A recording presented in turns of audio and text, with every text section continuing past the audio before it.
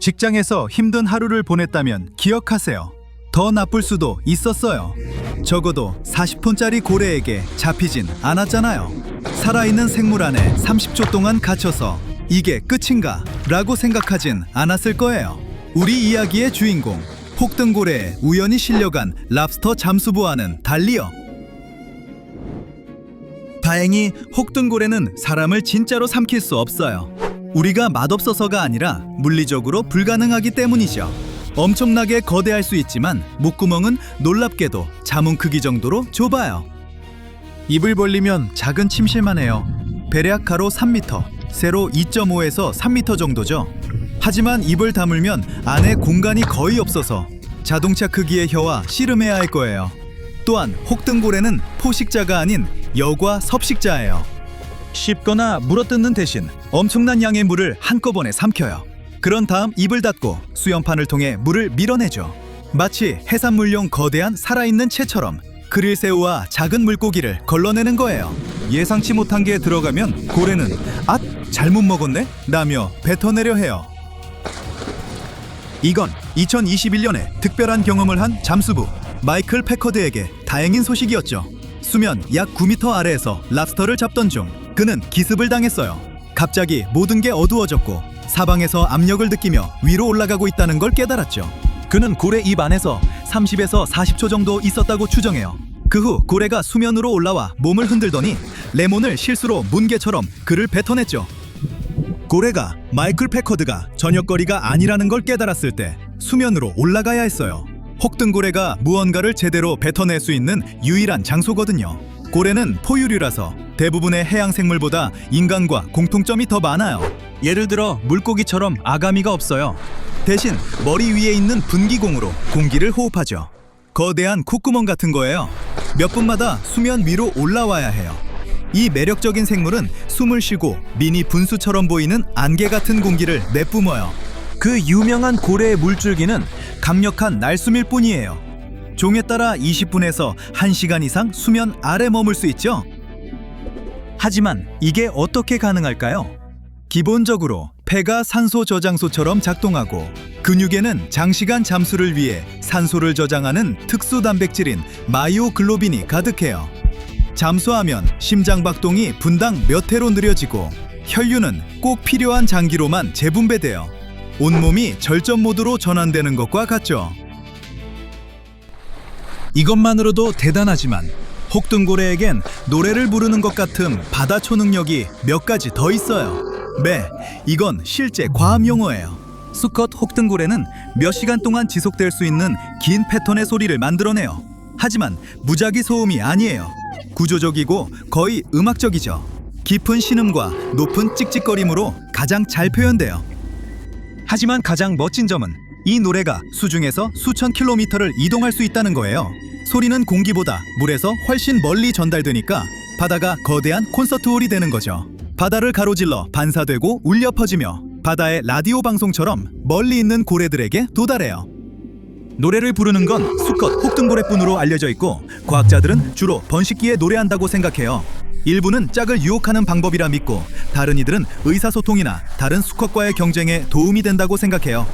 놀라운 건 한 지역의 모든 수컷이 같은 노래를 부르지만 시간이 지나면서 천천히 변한다는 거예요. 기본적으로 매년 수컷들은 대략 같은 곡조를 불러요.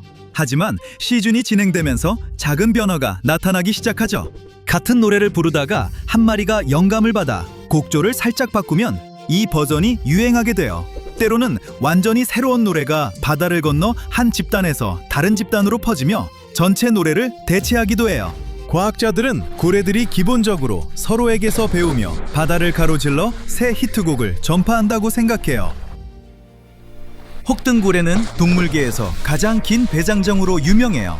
극지 근처의 차가운 먹이터에서 짝짓기하고 새끼를 키우는 따뜻한 바다까지 수천 킬로미터를 이동하죠. 그리고 정말 먹는 걸 좋아해서 때로는 20시간 연속으로 먹기도 해요.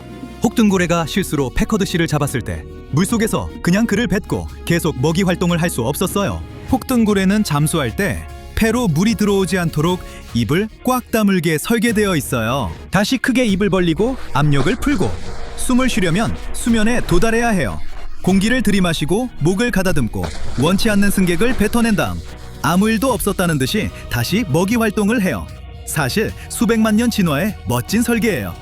고래는 오래전에 육지에서 살았어요. 고대 조상은 바다로 들어간 털 많은 하마 같았죠. 수백만 년에 걸쳐 그 동물들은 물속 생활에 적응했어요. 다리는 지느러미가 되고 코는 머리 꼭대기로 이동했지만 공기 호흡은 멈추지 않았어요. 진화는 그렇게 작동해요. 처음부터 새로 만드는 게 아니라 이미 있는 것을 저금시키는 거죠. 이 진화적 우연이 결국 패커드 씨를 구한 거예요. 고래가 그를 뱉어낸 후 패커드는 충격에 빠져 몇 초간 떠 있다가 모든 게 괜찮다는 걸 깨달았어요. 고래가 수면 위로 솟구쳐 그를 내던지는 걸 본 동료가 급히 다가와 보트로 끌어올렸어요. 다행히 타박상 외에는 괜찮았어요. 잠수부는 병원으로 옮겨져 치료를 받고 당일 퇴원했죠. 끝이 좋으면 다 좋은 거고 이제 그에겐 친구들에게 들려줄 흥미진진한 이야기가 생겼어요.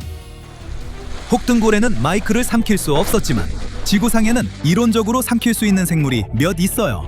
적어도 이론상으로는요. 목록의 첫 번째는 향유고래예요. 오늘날 살아있는 동물 중 사람 전체를 삼킬 수 있을 만큼 큰 목구멍을 가진 유일한 동물이에요.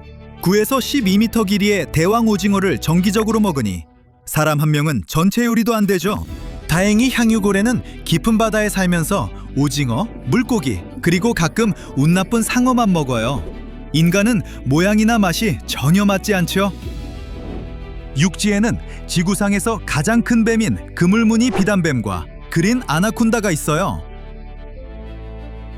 이 파충류는 쉽지 않고 삼켜요.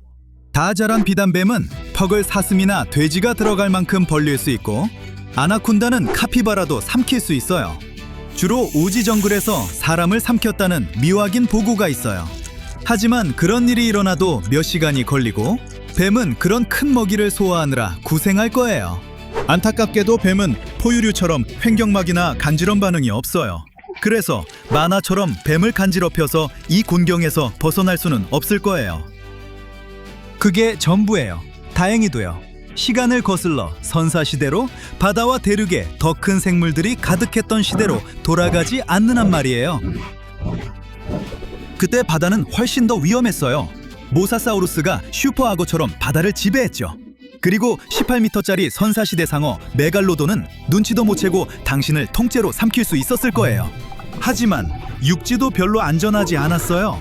거대 악어 데이노스쿠스, 버스보다 긴 뱀 티타노보아, 그리고 움직이는 모든 것에게 강을 위험하게 만든 슈퍼악어 사르코스쿠스가 있었죠.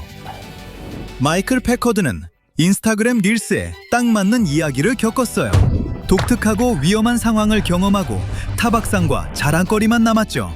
바다는 놀라움으로 가득하지만 작은 물고기나 시간여행자가 아닌 한 피노키오처럼 동굴 같은 거대한 위장 속에서 모닥불을 피우는 일은 없을 거예요.